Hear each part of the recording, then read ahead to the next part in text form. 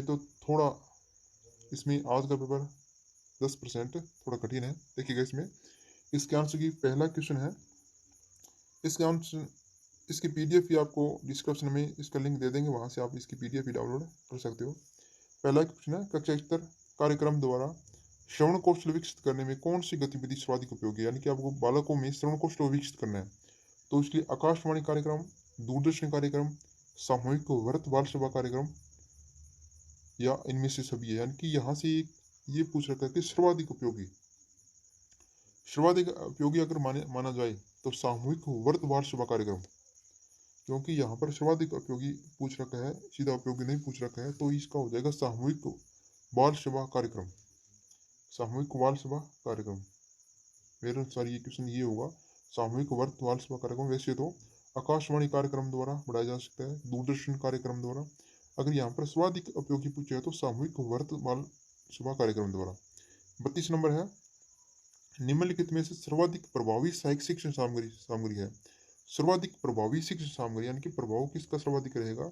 इसमें स्पर्श्य शिक्षण सामग्री, श्रव्य शिक्षण सामग्री, दृश्य शिक्षण सामग्री और दृश्य श्रव्य शिक्षण सामग्री। हमने जो पढ़ रखा है देखिएगा, एक इसमें दृश्य श्रव्य शिक्षण सामग्री, एक इसमें ये आ रहा है कि स्पर्श शिक्षण सामग्री। तो सर्वाधिक जो प्रभावी रहेगी बालक के लिए स्पर्श शिक्षण सामग्री। एक बालक को अपन एक टीवी के माध्यम से कोई चीज को बताया जाए या फिर एक उसी चीज को अगर हाथ में देकर छू कर उसको अनुभव कराया जाए तो सर्वाधिक जो रहेगा स्पर्श शिक्षण सामग्री का रहने वाला है। नेक्स्ट क्वेश्चन है, हिंदी भाषा में मूल्यांकन करते समय आप किससे सर्वाधिक महत्वपूर्ण मानते हैं। अगर हिंदी भाषा का मूल्यांकन करना है तो सर्वाधिक तो महत्व किससे मानती है। निबंध लेखन क्षमता, अधिगम क्षमता, काव्य सृजन क्षमता, व्याकरण नियमों का ज्ञान। 33 नंबर क्वेश्चन है, इसमें जो है हो जाएगा आंसर इसका अधिगम क्षमता, यानी कि बालक में किसी चीज को सीखने की क्षमता कितनी है, ये इसका महत्वपूर्ण उद्देश्य होगा। और 34 नंबर है, निम्नलिखित में से सतत एवं व्यापक मूल्यांकन मुख्य उद्देश्य है, यानी कि सतत एवं व्यापक मूल्यांकन हम कर रहे हैं तो इसका मुख्य उद्देश्य क्या होता है। इसका जो मुख्य उद्देश्य होगा विद्यार्थी की अधिगम क्षमता का संवर्धन करना, यानी कि एक विद्यार्थी की सीखने की जो क्षमता है उसको बढ़ाना, संवर्धन करना, आगे तक ले जाना। यानी कि इसमें जो गतिविधियां हो जाएगी शैक्षिक और शैक्षिक गतिविधियों को शामिल किया जाता है। 35 नंबर है, निम्नलिखित में से किसी उपचारात्मक शिक्षण की आवश्यकता है। उपचारात्मक शिक्षण की आवश्यकता है, इसका जो आंसर हो जाएगा कक्षा स्तर अनुरूप प्रगति नहीं करने वाले विद्यार्थियों को, यानी कि जो विद्यार्थी कक्षा के अनुरूप प्रगति नहीं कर रहे हैं उनका निदान करेंगे, पहले निदानात्मक होगा, उसके बाद उसका उपचारात्मक शिक्षण की आवश्यकता होगी, यानी कि पहले उनको कारणों को जाना जाएगा और कारणों का फिर उपचार किया जाएगा। तो इस प्रकार कक्षा स्तर के अनुरूप जो बालक प्रगति नहीं कर रहे हैं उनको यह आवश्यकता होती है। 36 नंबर है, तुम्हारे आने से मेरा मन गदगद हो गया। इस वाक्य में अशुद्धि, आपको अशुद्धि इसमें देखनी है कि अशुद्धि कौन सी है। इसमें जो अशुद्धि है मेरा मन, यहाँ पर इसका हो जाएगा तुम्हारे आने से मैं गदगद हो गया। तो मन एक के अनावश्यक संज्ञा है, तो इसका हो जाएगा अनावश्यक संज्ञा, क्योंकि मेरा है जो सर्वनाम है पर ये चेंज हो जाता है मैं में, तो यहाँ पर मन हट जाएगा तो इसका शुद्ध हो जाएगा तुम्हारे आने से मैं गदगद हो गया। दोस्तों इसमें किसी किस में आपको अगर डाउट लग रहा है तो हमारे कमेंट बॉक्स में कमेंट जरूर करना, क्योंकि ये आंसर की वैसे तो मैं 100% सही बता रहा हूँ, फिर भी मेरी से भी गलती हो सकती है। अगर आपको कोई भी क्वेश्चन डाउट या गलत लग रहा है तो कमेंट बॉक्स में कमेंट जरूर कीजिएगा। 37 नंबर है, समुचित समय लेकर किए जाने वाला कार्य अच्छा होता है। इस वाक्य में लोकोक्ति बताना है। लोकोक्ति क्या हो जाएगा, सहज पके सो मीठा होए, यानी कि सहज पके यानी कि जो धीरे धीरे पकता है, अपने आप जो पकता है उतना ही चीज मीठा होता है, तो उसमें समय लेकर किया जाने वाला कार्य अच्छा होता है। 38 नंबर है, आंखों से गिरना। मुहावरे का अर्थ इसमें देखना है, इसका हो जाए किसी का विश्वास खो देना। अगर किसी का विश्वास खो दिया जाए तो ये इसका मुहावरा है, ये आंखों से गिरना। नेक्स्ट देखिएगा 39 नंबर, यहाँ पर थोड़ा आपको नहीं दिखाई दे रहा होगा, इसमें देखिए मैं बोलकर पूरा बता दूंगा आपको। हे प्रभु, विषमादि सूचक शब्द है। अब यह जीवन नौका तुम्ही से पार लगेगी। रेखांकित अंश में यह विराम चिन्ह प्रयुक्त हुआ है। विराम चिन्ह आपको बताना इसमें हो जाएगा विषमादि बोधक चिन्ह।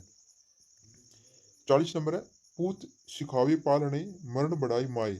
इस पंक्ति में कवि ने नारी के किस रूप को अभिव्यंजित किया है, ये हो जाएगा वीर। यानी कि ये क्या है, एक माँ अपने पुत्र को वीरता सिखा रही है। इसके चार चार वर्ण से देखिएगा, श्रृंगार है, हास्य है, रौद्र है, वीर, यानी कि वीर भावना सिखा रही है। 40 नंबर देखिएगा। देखिए दोस्तों, वैसे तो पेपर ये जो 26 सितंबर को हुआ था, सेम उसी तरह है पेपर है। इसमें एक या दो कुछ मुझे ऐसे लग रहा है थोड़ा सा हार्ड, ज़्यादा इसमें हार्ड नहीं है, सेम ही उसी तरह से पेपर आया ये। निम्नलिखित में से शुद्ध वर्तनी है, 41 नंबर देखिएगा, शुद्ध वर्तनी बताना है। कैलाश, कैलाश ये गलत है। प्रज्वलन ये गलत है। पुनित, मिष्ठान, मिष्टान लिखा जाता है। प्रज्वलन ये जय नहीं आता इसमें, ये हो जाएगा पुनित। इसका डी नंबर आंसर हो जाएगा, पुनित इसमें सही होगा। कुसुम का सही पर्यायवाची कौन सा है? कुसुम का सही पर्यायवाची हो जाएगा प्रसुन, ए नंबर हो जाता है। 43 नंबर, सुख दुख शब्द में कौन सा समास है? सुख और दुख, इसको अपन लिख सकते हैं सुख या दुख, या सुख और दुख, इसका हो जाएगा द्वंद्व समास। 44 नंबर है, निम्नलिखित में से तद्भव शब्द बताना है, इसका हो जाएगा मार्ग। मार्ग तद्भव हो जाएगा, तत्व में लिखा जाता है मार्ग, इस प्रकार लिखा जाता है मार्ग। मार्ग ये मार्ग है, इस प्रकार लिखा जाएगा, इस प्रकार हो जाएगा मार्ग। डी नंबर इसका आंसर सही हो जाएगा। 45 नंबर, निम्नलिखित में से किस वाक्य में अविभाव समास पद है? अविभाव समास इसमें देखना है, अविभाव समास हो जाएगा, नारी ने समय समय पर ज्योति प्रज्वलित की है, तो इसका हो जाएगा, यानी कि इसमें एक शब्द की पुनरावृत्ति हो रही है, समय समय पर ज्योति प्रज्वलित की है, तो इसका हो जाएगा सी नंबर हो जाएगा। इसमें थोड़ा ये पीडीएफ अच्छी तरह से नहीं मिली है मेरे को, इसमें पूरा क्वेश्चन मैं आपको बोल के बता देता हूँ। 46 नंबर है, निम्नलिखित में इसमें क्या नाटक का तत्व नहीं है? नाटक का तत्व इसमें देखना नहीं है। ए है कथोपतक, कथोपकथन, कथा वस्तु, बी नंबर है। सी है पात्र अथवा चित्रण, और डी नंबर है सहस्वर वाचन।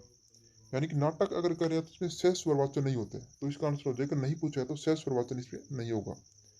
47 नंबर है, निम्नलिखित में से किस योजना के पश्चात प्रत्येक इकाई की शिक्षण योजना का निर्माण किया जाना चाहिए? यानी कि पहले कौन सी योजना करेंगे, उसके बाद इकाई को डिवाइडेशन करेंगे। तो सर्वप्रथम अपन पाठ योजना निर्माण करते हैं, तो वार्षिक योजना का निर्माण किया जाता है। वार्षिक योजना निर्माण करने के बाद इकाई योजना बनाई जाती है, और इकाई योजना के बाद दैनिक योजना का निर्माण किया जाता है। इसका आंसर हो जाएगा सी नंबर 47 का। 48 नंबर है, भाषा प्रयोगशाला में वृहत शब्दकोश का निर्धारित स्थान है। यानी कि भाषा जो प्रयोगशाला होती है उसमें वृहत शब्दकोश का निर्धारित स्थान कौन सा होता है? ए नंबर है प्रत्येक विद्यार्थी के पास, बी नंबर है प्रत्येक मेज पर, सी है भाषा प्रयोगशाला भंडार कक्ष, डी है कोई निर्धारित स्थान नहीं है। तो 48 का हो जाएगा सी नंबर। 48 का हो जाएगा सी नंबर, यानी कि भाषा प्रयोगशाला भंडार कक्ष होता है जहाँ पर भाषा प्रयोगशाला में वर्त स्थान होता है इसका। 49 नंबर है, भाषा स्तर सुधारने के लिए यह सर्वाधिक आवश्यक सोपान है। यानी कि एक बालक का भाषा का स्तर सुधारना है, तो इसमें आवश्यक स्थान कौन सा होगा? नियमित अध्ययन, अगर बालक को नियमित अध्ययन कराएंगे, क्या इसमें भाषा स्तर सुधरेगा?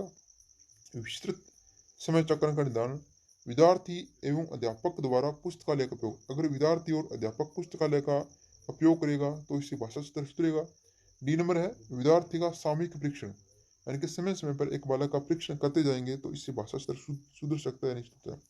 इसमें देखिएगा इसका आंसर जो होगा, यानी कि पुस्तकालय में अगर बालक जाता है तो वहाँ पर अच्छी अच्छी उसको पुस्तक पढ़ने को मिल सकती है, तो इससे भाषा का स्तर थोड़ा सुधर सकता है। तो इसका आंसर हो जाएगा सी नंबर। वैसे देखा जाए तो डी नंबर भी थोड़ा सा इसमें लग रहा है, क्योंकि इसमें थोड़ा कन्फ्यूजिंग है। विद्यार्थी का सामूहिक परीक्षण, अगर बालक का समय समय पर परीक्षण किया जाए कि बालक ने किस स्तर पर क्या सीखा है, कितना सीख चुका है, तो इस पर समय समय परीक्षण के आधार पर बालक का भाषा स्तर भी सुधारा जा सकता है। और पुस्तकालय में जाकर बालक अच्छी अच्छी पुस्तकें पढ़ेगा तो वहाँ पर उसका भाषा का स्तर भी सुधर सकता है। इस पर थोड़ा देख लेना आपके अनुसार इसका आंसर क्या हो रहा है। 49 का कमेंट बॉक्स में कमेंट कीजिएगा। 50 नंबर है, निम्नलिखित में से शैक्षणिक निदान की विधि नहीं है। शैक्षणिक निदान की विधि नहीं है। निरीक्षण विधि द्वारा शैक्षणिक निदान किया जा सकता है, संचित अभिलेख द्वारा किया जा सकता है, उपचारात्मक विधि द्वारा किया जाता है, शारीरिक परीक्षण द्वारा। इसका आंसर हो जाएगा डी नंबर, शारीरिक परीक्षण द्वारा इसका निदान नहीं है। 51 नंबर है, निम्नलिखित में से किस शिक्षण विधि द्वारा विद्यार्थियों को मौखिक अभिव्यक्ति सशक्त होती है? यानी कि एक बालक की अपने को मौखिक अभिव्यक्ति को सशक्त बनाना है, तो उसमें क्या आवश्यकता होगी? कहानी लेखन, अगर इसको कहानी लिखाया जाए तो मौखिक सशक्त होगा। चित्र निर्माण है, निगमन विधि है, प्रश्नोत्तर विधि है। इसका आंसर हो जाएगा डी नंबर, प्रश्नोत्तर विधि। यानी कि अगर प्रश्न पूछेंगे बालक को, वो उत्तर देगा, तो इस प्रकार इसके मौखिक अभिव्यक्ति यानी कि बालक बोलेगा। यानी कि किस इसमें आंसर, इस प्रकार का आंसर देखना है कि बालक की अभिव्यक्ति हो रही है, तो उसमें केवल प्रश्नोत्तर विधि में ही बालक की अभिव्यक्ति होगी, तो इसमें बालक की मौखिक अभिव्यक्ति थोड़ा सशक्त बनाए जा सकते हैं। 52 नंबर है, निम्नलिखित में से प्राथमिक स्तर पर भाषा शिक्षण का मुख्य उद्देश्य है? प्राथमिक स्तर यानी कि कक्षा 1 से लेकर 5 तक अगर भाषा शिक्षण करवाया जा रहा है, तो मुख्य उद्देश्य क्या होना चाहिए? विद्यार्थी विद्यार्थियों को पूर्ण मनोयोग से सुनना, पढ़ना और लिखना, पाठ के अंत में सारांश को याद करना, कठिन शब्दों के अर्थ याद करना, सुनी ही बात को धारा प्रवाह कहना। यानी कि भाषा शिक्षण का मुख्य उद्देश्य आपको देखना है। इसमें देखिए, बताइएगा कौन सा होगा इसमें। आप भी कमेंट बॉक्स में कमेंट कीजिएगा 52 नंबर का इसका आंसर आपके अनुसार क्या होगा।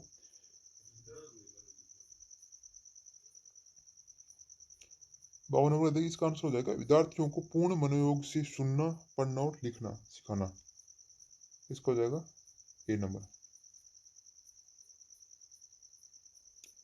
53 नंबर देखिएगा, भाषा का प्राथमिक रूप है। भाषा का जो प्राथमिक रूप होता है मौखिक होता है, यानी कि LSRW पढ़ा होगा अपना, लिस्टिंग, साउंड, रीड और राइटिंग। तो लिस्टिंग मौखिक हो जाएगा। 54 नंबर देखिएगा, निम्नलिखित में से किससे मौखिक भाषा प्रयोग का कौशल विकसित किया जा सकता है? मौखिक भाषा कौशल को विकसित करना है तो इसमें शुद्ध उच्चारण से किया जा सकता है। 54 का सी, शुद्ध उच्चारण से। 55 नंबर है, सुलेख के लिए सर्वश्रेष्ठ है। अगर एक बालक को सुलेख सिखाया जाए तो इसमें पूछ रखा है सर्वश्रेष्ठ, पूछ रखा है कि सर्वश्रेष्ठ कौन सा होगा। इसमें प्रतिलेख, प्रतिलेख में क्या होता है, बालक किताब में से किसी पैरे को या पैराग्राफ को देख देख के लिखता है।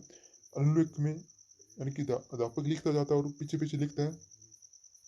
और श्रुति लेख में बालक सुनकर अध्यापक बोलता है, वो लिखता है। तो सर्वश्रेष्ठ अच्छा लेख कौन सा हो जाएगा? इसमें देखिएगा अच्छा लेख, इसमें कौन, सुलेख के लिए पूछ रखा है, सुलेख अच्छा लेख हो जाए श्रुति लेख, यानी कि बालक बी नंबर होगा श्रुति लेख। इसका कमेंट बॉक्स में कमेंट कीजिएगा 55 नंबर का आपके अनुसार इसका क्या हो रहा है क्वेश्चन, आप किस चीज पर जाओगे। इसका हो जाएगा सुलेख के लिए सर्वश्रेष्ठ पूछ रखा है श्रुति लेख, यानी कि अध्यापक बोलेगा और पीछे पीछे बालक लिखते जाएंगे, तो इसमें सर्वश्रेष्ठ लेख हो जाएगा सिखाने की विधि। 56 है, जिजीविषा शब्द का सही अर्थ है। जिजीविषा का सही अर्थ है जिंदा रहने की इच्छा। 56 का सी, जीवित रहने की इच्छा। 57 नंबर है, निम्न में से कौन सा शब्द स्त्रीलिंग है? स्त्रीलिंग क्या? आशा, आशा की जाती है। सोना होता है, यानी कि पुल्लिंग हो जाएगा, भारत है एक पुल्लिंग शब्द है। दिन होता है, ये पुल्लिंग शब्द। आशा की जाती है, आशा होती है, रखी जाती है, तो आशा हो जाएगा स्त्रीलिंग। 58 नंबर है, बाहरी प्रोत्साहन का अपना महत्व होता है। इस वाक्य में यह काल प्रयुक्त हुआ है। कौन सा काल है इसमें? इसमें जो काल हो जाएगा सामान्य वर्तमान काल। ए नंबर हो जाएगा सामान्य वर्तमान काल। निम्न में से देश शब्द है। 59 नंबर है, देश शब्द हो जाएगा पगड़ी। पगड़ी एक देश शब्द है। और इसका लास्ट क्वेश्चन है, पुस्तक को राजस्थानी में कहते हैं, राजस्थानी भाषा में पुस्तक को क्या कहा जाता है? पुस्तक को कहा जाता है पोथी। इस प्रकार के 30 क्वेश्चन हिंदी के हैं। अन्य भी आंसर की आपको हमारे यूट्यूब चैनल के पर मिल जाएगी, और इस चैनल को सब्सक्राइब करना और